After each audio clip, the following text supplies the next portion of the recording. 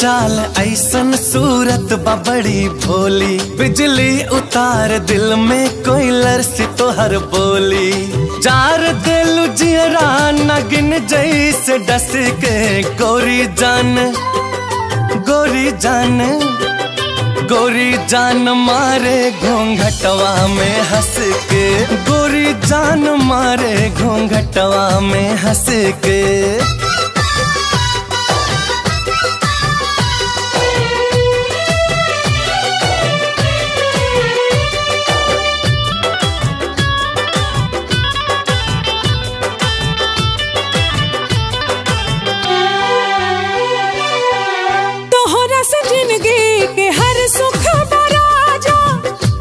संगे रहला के अलगे बमाजा, संगे संगे रहला के अलगे बमाजा।